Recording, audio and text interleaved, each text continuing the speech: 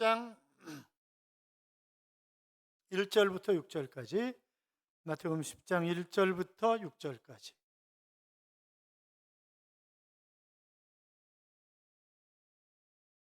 기도하겠습니다. 1절 있습니다. 예수께서 그의 12제자를 부르사 더러운 귀신을 쫓아내며 모든 병과 모든 약한 것을 고치는 권능을 주시니라. 12사도의 이름은 이러하니 베드로라는 시몬을 비롯하여 그의 형제 안드레와 세베대 아들 야고보와 그의 형제 요한, 빌립과 바돌로메, 도마와 세리마테, 알페의 아들 야고보와 다데오, 가데나인 시몬 및 가룟 유다 곧 예수를 판자라. 예수께서 이 12를 내보내시며 명하여 이르시되 이방인의 길로도 가지 말고 사마리아인의 고을로도 들어가지 말고 오히려 이스라엘 집에 잃어버린 양에게로 가라. 아멘. 같이 인사하겠습니다. 주의 이름으로 잘 될 것입니다. 더 잘 될 것입니다. 끝없이 잘 될 것입니다. 아멘.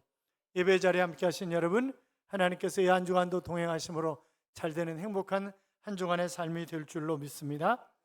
비슷한 이야기들이 많으니까 어떤 남자가 한 여인을 마음에 두고 있었어요. 그런데 도무지 틈을 안 주는 거예요. 그래서 어느 날 결심을 하고 꽃 한 다발을 사가지고 용기를 내서 프로포즈를 했습니다. 그랬더니 그 여인이 이렇게 얘기를 합니다. 앞으로 100일 동안 하루도 빠짐없이 제 창문 앞에서 꽃을 들고 밤을 새우시면 그때는 제가 마음문을 열겠습니다. 왜요? 이 남자 마음에 없는 남자니까 도저히 그렇게 할 수 없는 얘기니까 그거는 이제 이렇게 얘기를 한 거죠. 그 다음 날부터 이 여인의 방 창문 앞에는 매일 밤 한 남자가 꽃을 들고 서 있었습니다.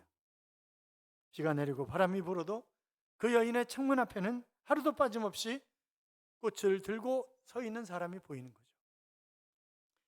100일을 앞둔 하루 전 99일째 창문 밖에 서 있는 남자를 보고 비가 억수같이 쏟아지기 때문에 이래서는 안 되겠다. 그리고 감동을 받고 달려나가가지고 비를 맞고 있는 남자를 꼭 껴안았습니다. 그랬더니 남자가 이렇게 얘기합니다. 저 알바생인데요. 그렇게 얘기합니다. 알바생인데. 여러분, 지난 한 주간 우리가 사생결단 기도회를 하면서 기도 내가 하는 것이지, 그렇잖아요?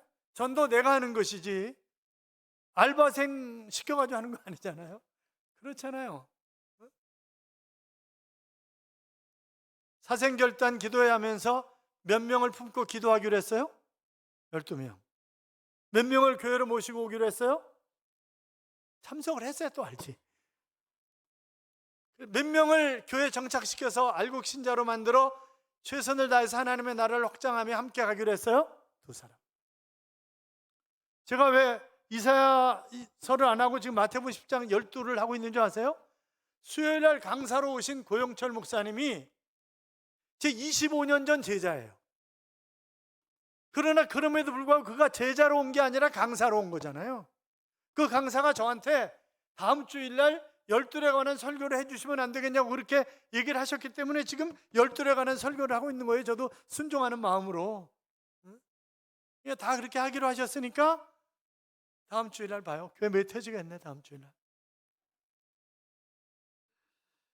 조 4세경에 아타나시우스라고 하는 분이 계셨습니다. 이분이 알렉산드리아의 대주교가 되는데, 그런데 그는 정말 파란만장한 세월을 보냈습니다. 아리우스라고 하는 이단과 끊임없는 대결을 펼칠 뿐만이 아니라 교권을 잡고 있는 사람들이 녹록한 게 아니죠. 그러니까 늘 힘들게 하는 거예요. 그는 20년 동안 6번이나 자기 도시에서 추방을 당했습니다. 그리고 끊임없이 교황청에서, 그리고 교권을 잡은 자들이 사람을 보내서 죽이려고 하는 것입니다. 그러나 하나님이 그를 지켜주셨기 때문에 사람들이 하는 얘기가 세상이 감당할 수 없는 사람 아타나시우스. 그레고리가 훗날 이 아타나시우스에 관한 그런 이야기를 하면서 그를 이렇게 써놨습니다. 그는 정말 겸손하고 낮은 데 마음을 둔 그런 사람이었습니다. 그의 덕행은 비길 데 없을 정도로 숭고했고 그는 모든 사람들에게 정중했습니다. 그래서 모든 사람들이 쉽게 그에게 다가갈 수가 있었습니다. 그는 온유했고 친절했고 열정적이었고 상냥했습니다. 그러나 부정직한 부자들에게는 단호하게 그것을 지적할 줄 아는, 책망할 줄 아는 그런 사람이었습니다. 항상 하나님을 찬양하는 삶을 살았던 아타나시우스, 이렇게 표현을 해놨는데, 진정 주님을 따르는 그런 하나님의 자녀다운 모습을 가진 사람이 아타나시우스 아니겠습니까? 우리도 아타나시우스와 같이 세상이 감당할 수 없는, 아니 하나님과 세상이 인정하는 그런 하나님의 자녀들이 되시기를 주님의 이름으로 축원합니다. 우리가 구약의 인물 가운데 가장 위대한 신앙인 그러면 제일 먼저 떠오르는 사람이 누가 있어요? 없어요? 아무도? 아브라함, 믿음의 조상이었던 아브라함. 그리고 모세라고 하는 사람이 있죠. 하나님의 사람이라고 하는 별명이 붙어 있었던 모세. 또 왕 중의 왕이었던 다윗. 그는 하나님의 마음에 합한 그런 사람이라고 했습니다. 그러면 그들이 뭐 하나님의 친구요, 하나님의 마음에 합한 사람이요, 하나님의 사람이요, 그런 칭호를 처음부터 갖게 되었을까요? 아니요, 결단코 그런 것 아닙니다. 그들도 파란만장한 그런 세월을 보냈고 그 고난과 역경을 하나님을 의지하면서 이겨내었기 때문에 옛날 이스라엘 사람들이나 오늘 예수를 믿는 우리들이 위대한 신앙인이었다 이렇게 평가를 하는 것이지, 그들이 처음부터 위대한 사람으로 태어난 것 결단코 아닙니다. 12 제자들도 마찬가지죠. 마가복음 6장 7절에 보시면 12 제자를 부르사 둘씩 보내시며 더러운 귀신을 제어하는 권능을 주시고 그랬습니다. 아니, 계산하기 좋아하는 우리들은, 아니 주님이 한 명씩 보내면 한 명씩 데려오면 12명인데 굳이 둘씩 짝져 보내가지고 뭐 6명 데려올 필요가 있나, 이렇게 생각할 수 있지만, 그러나 이스라엘은 둘이라고 하는 숫자가 증인이라고 하는 숫자입니다. 그렇기 때문에 둘이 가야 그것이 증명이 되는 거예요. 항상.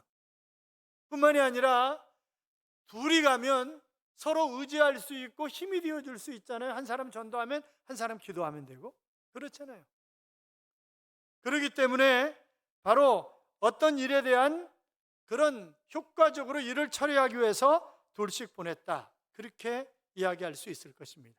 공동체의 초소 단위는 둘입니다. 공동체는 한 사람이 힘들고 어려울 때 다른 한 사람이 손을 붙잡고 일으켜 세워주고 함께 가는 것입니다. 우리는 9개의 남선교회와 11개의 교우가 있습니다.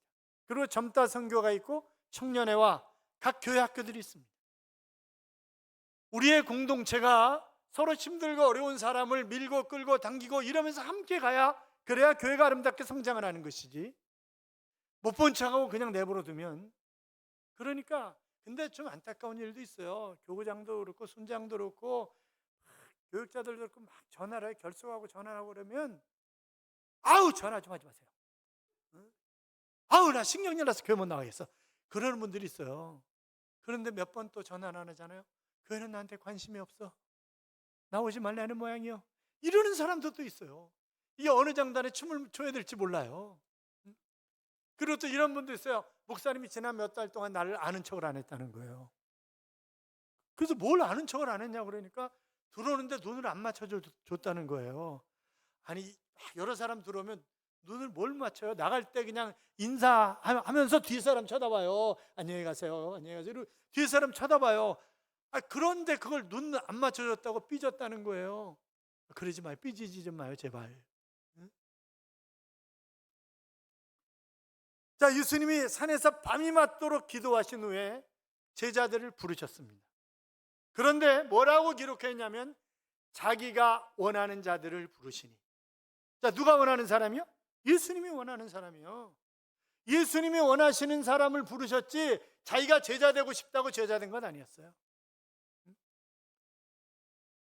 그런데 여기 보면 온전히 쫓은지라 그랬어요. 그들이 금세 즉각적으로 순종했다는 거예요. 그냥 배도 버려두고 뭐 다 버려두고 그냥 예수님 부르시니까 따라가는 거예요. 그래서 그 부르심 속에서 주님이 부르시면 즉각적으로 순종하는 것이 필요하구나 하는 그런 교훈을 우리가 받을 수 있는 거죠. 여러분, 우리는 이미 하나님의 자녀로 부르심을 받았습니다. 내가 예수 그리스도를 구주와 주님으로 영접함으로 말미암아 나는 하나님의 자녀로서 죄 문제를 해결함 받았고 나는 영원한 천국이 보장이 된 것입니다. 이게 얼마나 감사해요. 그렇잖아요? 천국 갈 자신이 있는 분만 크게 아멘. 아멘. 그렇습니다. 왜? 나는 예수 믿기 때문에. 요한복음 5장 24절도 마찬가지고 성경 수없이 많은 곳에 내가 예수님을 영접하면 그러면 나는 하나님의 자녀고 천국이 보장되어 있다는 거니까 우리는 천국이 보장된 하나님의 자녀들이에요. 그것만 해도 너무 감사한데, 그런데 하나님이 우리를 하나님의 일을 위해서 우리를 부르신 거예요. 우리는 그것을 소명이다 이렇게 얘기를 합니다. 목사로 부르시고 장로로 부르시고 권사로 부르시고 교구장으로 부르시고 찬양대로 부르시고 찬양팀으로 부르시고 방송실을 위해서 부르시고 하나님이 다 부르셨잖아요. 그러니까 하나님의 일을 할 수 있다는 게 얼마나 감사하냐 말이죠. 그렇잖아요. 근데 여기 부르사라고 하는 단어가 어느 곳으로 불렀다는 거니까 주님 곁으로 부르셨다는 거예요. 주님 곁으로. 뭐 하려고? 주님의 일하라고. 그렇잖아요. 마가복음 3장 15절 13절 이하에 보면 또 산에 오르사 자기가 원하는 자들을 부르시니 나온지라 이에 12를 세우셨으니 이는 자기와 함께 있게 하시고 또 보내사 전도도 하며 귀신을 내쫓는 권능도 가지게 하려 하심이니라. 아멘. 여러분 보세요. 예수님이 제자들을 부르신 이유가 있는데 첫째는 자기와 함께 있으려고 그렇게 말씀하셨어요. 그러니까 제자를 부르신 이유가 뭐라고요? 예수님이 함께 있으시려고. 얼마나 좋았을까요? 사랑하는 사람과 함께 있는 것도 너무 좋은데, 그런데 만왕의 왕이시며 만주의 주이시며 이 땅을 창조하신 그 주님과 더불어 함께 살아가는 삶이 얼마나 좋았을까요? 그렇잖아요. 너무너무 좋았을 것이다. 그렇게 생각을 우리가 할 수 있을 것입니다. 직접 그분의 권능, 그분의 역사, 그분이 기도하시는 것, 그분의 순간순간 숨결을 느낄 수 있고 얼마나 감사하겠어요. 얼마나 진한 감동이 되겠어요. 뿐만이 아니라 전도도 하고 귀신을 추방하기 위하여 그렇게 말씀하셨어요. 그러니까 제자들을 부르신 이유가 복음을 전하기 위해서 부르셨고 귀신을 추방하기 위해서 부르셨다. 그러는데 이 부름받은 사람들이 스펙이 대단한 사람들이냐? 아니에요. 전혀 그게 아니에요. 베드로, 야고보, 안드레, 요한 뭐 하는 사람이에요? 어부들이에요. 어부들. 어부 출신 하면 손들어요. 어부 출신. 없으세요? 대개 어부들이 많이 배웠을까요? 아닐까요? 되게 많이 배우지 않았어요. 저희 외할아버님이 황해도 해주에서 선주였어요. 선주. 황해도 신촌 이제 뭐 해주 이쪽. 그러니까 보면 소수의 부자, 다수의 가난한 사람이잖아요. 벤이라는 사람들은 그렇잖아요. 소수의 부자, 선주들 소수의 부자고 나머지는 대부분 가난하고 배우지 못한 그런 사람들이란 말이에요. 그러니까 이들도 배운 게 아니에요. 많이. 마태는 세리였어요. 그 당시에 유대인들이 절대 가져서는 안 될 직업이 뭐냐? 세리였어요. 왜? 민족 등쳐가지고 떼어먹고 나머지 바치는 거니까. 그러니까 아주 그건 매국노 중에 매국노고 절대 상종조차 해서는 안 되는 직업을 가진 사람 누구다? 세리라고. 세리. 나머지도 다. 그러니까 그런데 여러분 우리 자신을 생각해 보자고요. 여러분 하나님이 하나님의 일을 우리에게 맡기실 때 우리가 스펙이 좋아가지고 하나님의 일을 맡기신 거예요? 물론 그런 사람도 있겠죠. 그러나 대부분은 아니야. 하나님의 일을 하기에 적합한 사람들은 아니잖아요. 그런데 하나님 부르시고 그냥 일을 맡기신 거예요. 제가 목사의 자격이 있어서 목사의 일을 맡기셨을까요? 아니요. 목사 안 됐으면 어떤 놈 됐을런지 몰라요. 그렇잖아요. 성질도 안 좋죠.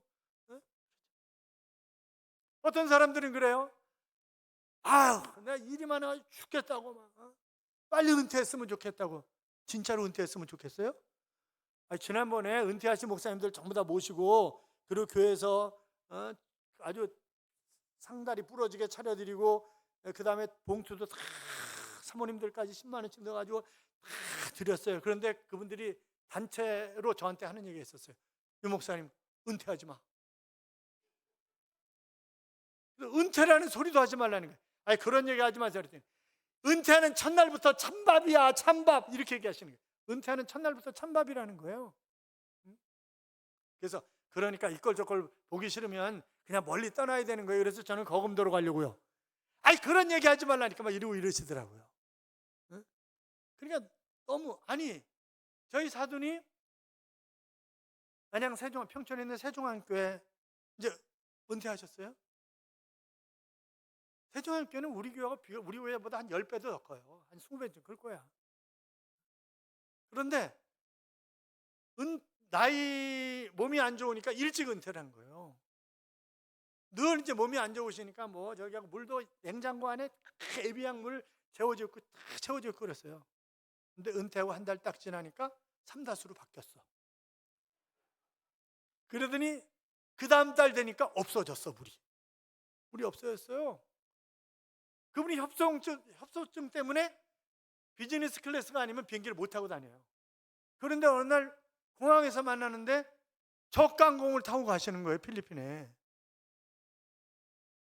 그래서 왜 그러냐 그러니까 아니 이제 뭐 본인이 담임 목사가 아니니까 저가항공을 타고 가시는 거예요. 그래서 제가 돕는 사람들 이사회 때 돕는 사람들의 정신을 좀 차리라고, 이 양반 그 협소증 때문에 비행기도 좁은 거 못 타는 비즈니스밖에 못 타고 다니시는 분인데 어떻게 그걸 태워서 필리핀에 일을 하라고 보내느냐 도대체. 최소한 대한항공이라도 태워드려야 될 거 아니냐. 제가 이제 그러고 그랬는데 은퇴하고 싶어요? 아니야, 그날로 끝이야, 꽝이야. 아니 그러니까 제가 지난번에 얘기했잖아요. 저희 집에 같이 사는 분이 쓰레기를 버리러 가는데 위층 할아버지하고 자주 만나. 쓰레기 버리는 날. 그러니까 그런다잖아요. 그 남편은 현역이세요? 쓰레기를 안 버리러, 이제 여자가 쓰레기 버려 나오니까 남편은 현역이시냐고 그러니까 현역이라고. 그랬더니 너스레를 떠시면서 자기는 자기 마누라를 이해할 수가 없다고. 평생 직장 생활해가지고 연금 타게 해줬으면 됐지. 내가 이 나이에 어디 가서 돈을 벌라고 집에 있는 걸 꼴 사나워서 못 본다는 거예요, 맨날. 사랑하는 여성 여러분, 여러분의 남편이 은퇴했으면 지금까지 평생 먹여 살리면서 고생하고 은퇴한 거 아니에요. 그러면 잘해줘야지. 그렇잖아요. 그런데 뭐 눈치켜 세우고 막 아니 나이 들어서 가서 돈 벌어올 때가 어디 있어요. 그렇잖아요. 사랑하는 여러분, 내가 일할 수 있음에 감사하시기 바랍니다. 근데 일할 수 있으면, 그러니까 하나님의 일을 할 수 있다는 것, 내가 직분을 가지고 있다는 건 얼마나 감사해요.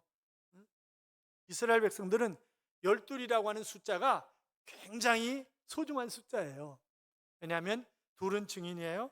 3은 하나님의 숫자예요. 삼위일체, 성부, 성자, 성령. 그 다음에 땅의 숫자가 4예요. 그래서 3 곱하기 4는 10이잖아요. 그래서 야곱의 아들이 몇 명이에요? 12 얘기하고 있어요. 야곱의 아들이 몇 명이에요? 12이야. 몇 지파예요? 야곱의 아들 루시파 이뤘어요. 12지파예요. 엘림의 셈이 몇 개 있었어요? 12개 얘기하고 있다니까. 12개. 그러면 아론의 흉배에 붙어있는 보석이 몇 개예요? 12개. 성소에 놓인 떡이 몇 개예요? 12개. 제단의 받침이 몇 개예요? 12개예요. 모세가 가나안 땅에 보낸 정탐꾼 몇 명이에요? 12명이에요. 12명.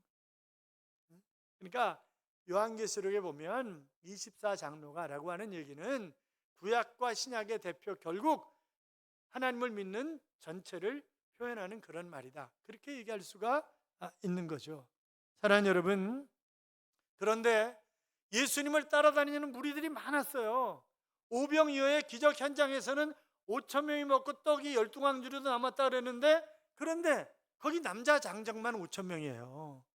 지금도 돌아보세요. 남자가 많아요? 여자가 많아요? 교회도 여자가 많아. 그때도 여자들이 많이 예수님 따라다닌 거예요. 그러면 뭐 어린아이, 어른, 뭐 이렇게 노인 이렇게 합치면 뭐 2, 3만 명 됐겠죠. 그런데 그들을 제자라고 얘기하지 않아요. 그들은 뭐예요? 성경이 무리다 그랬어요. 무리라고요.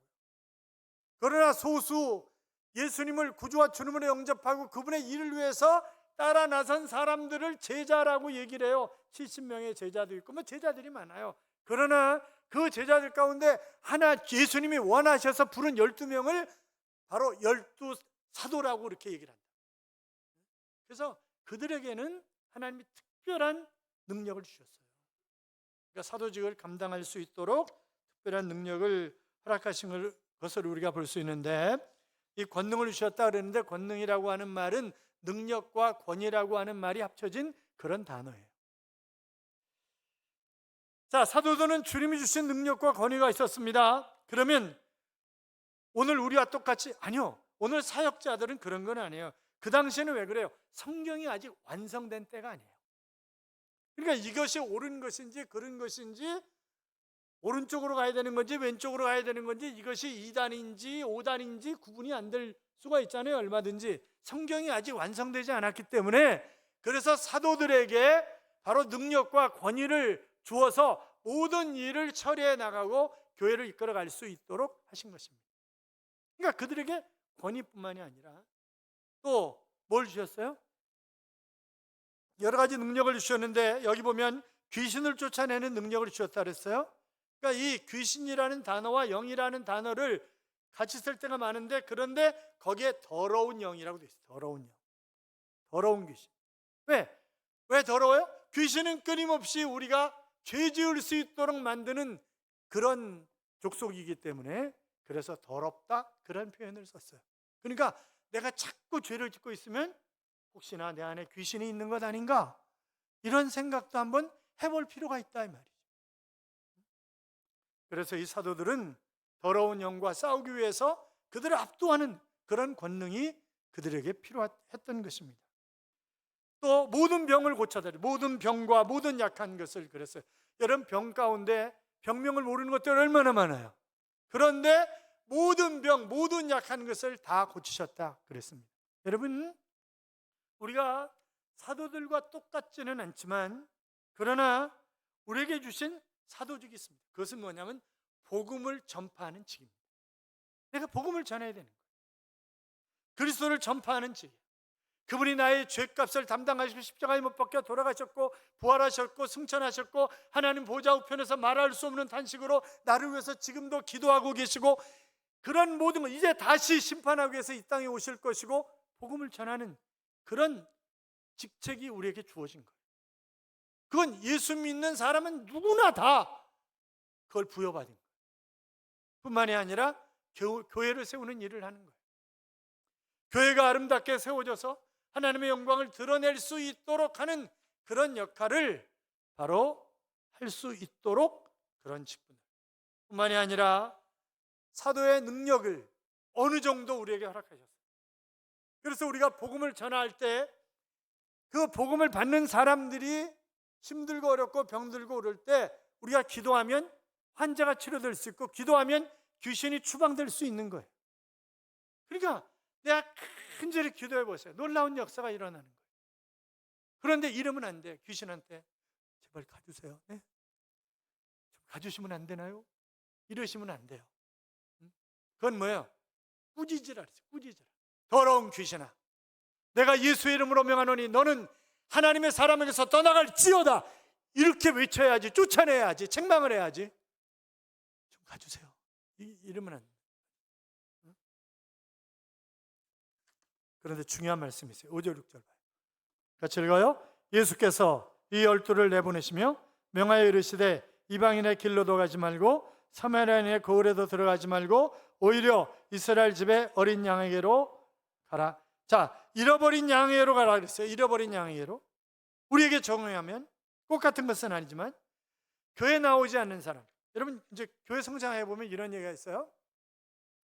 내가 아무것도 모르는 사람에게 복음을 전해서 그 사람을 등록시켜서 온전한 주님의 일꾼으로 만들기 위해서 쏟는 그런 힘의 20%만 사용하면 실족된 사람들, 상처 입은 사람들, 그 사람들을 다시 회복시킬 수 있다. 그런 통계가 있어요. 그러니까 이번 주간에 나오다가 안 나오는 사람들이 있잖아요. 하여튼 그런 사람이 최선을 다해 사는 거예요. 최선을 다해서 사는 성도 여러분, 삶의 자리에서 하나님의 나라의 확장을 위해서, 아니 하나님이 우리에게 주신 지상 명령이잖아요. 최선을 다해서 그 명령을 감당하여, 또 여러분이 복음을 전할 때 병든 자가 일어나고 귀신이 추방되고 그런 놀라운 능력 있는 그런 삶을 보여줄 뿐만이 아니라 하나님의 함께 하심을 확인할 수 있는 그런 귀한 시간들을 가지시기를 바랍니다. 가슴에 몇 명 품고 전도한다? 몇 명이요? 12명. 다음 주일날 몇 명 데려온다? 다음 주일날 못 데려오면 그 다음 주일이라도 데려오는 거예요. 몇 명? 5명. 그래서 몇 명이 나 같은 하나님의 일꾼으로 만들어서, 몇 명을 만들어서 같이 일한다? 2사람. 그렇게 함으로 하늘의 별처럼 빛나는 하나님의 자녀로서 복의 근원으로 살아가는 그런 귀한 하나님의 일꾼들이 되시기를 주님의 이름으로 축원합니다. 이런 찬양이 있어요. 왜 십자가를 지셨나? 하늘 귀한 영광 버리고 왜 십자가를 지셨나? 하나님의 아들임을 버리고 왜 물과 피를 쏟으셨나? 아무 죄 없으신 어린 양 왜 물과 피를 쏟았나? 조롱 멸시하는 나를 위해서 그저 사랑하기 때문에. 너무나 약한 날 위하여 십자가를 택하셨네. 왜 물과 피를 쏟으셨나라고 하는 그런 찬양입니다. 여러분, 하나님이 우리를 사랑하셔서 예수 그리스도를 이 땅에 보내시고 그 주님은 물과 피를 다 쏟으시기까지 우리를 사랑하셨습니다. 뭐 하라고요? 복음 전하라고. 뭐 하라고요? 하나님의 영광을 위해서 살라고요. 뭐 하라고요? 하나님을 찬송하는 자로 살아가라고요. 그런 삶을 살아가시기를 주님의 이름으로 축원합니다.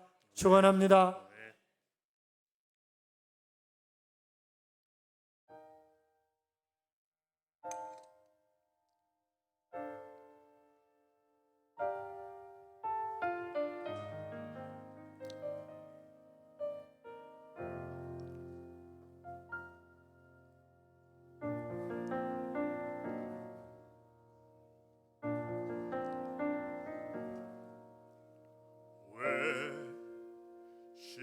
십자가를 지셨나 하늘 귀한 영광 버리고 왜 십자가를 지셨나 하나님의 아들임을 버리고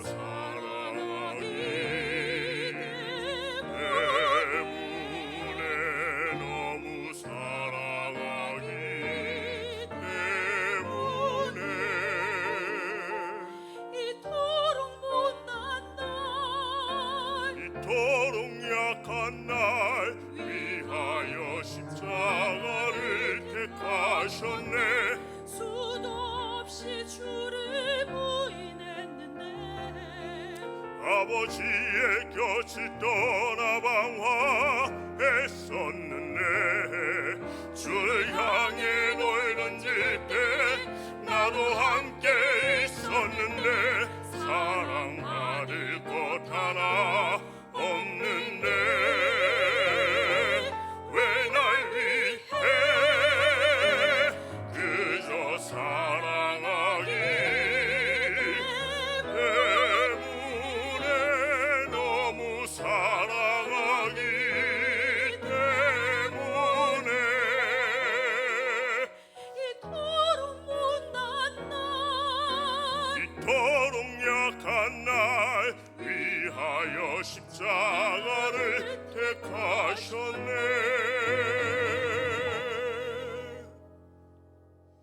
이토록 못난 날 이토록 약한 날 위하여 십자가를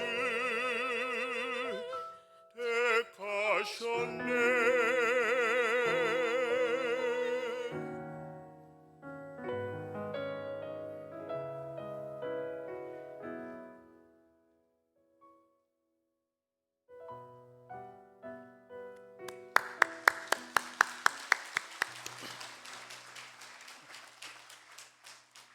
사랑하는 여러분, 그렇습니다. 택하신 우리를 사랑하기 때문에 십자가를 지신 것입니다. 이제 우리가 자기 십자가를 지고 주님을 따라가야 합니다. 우리에게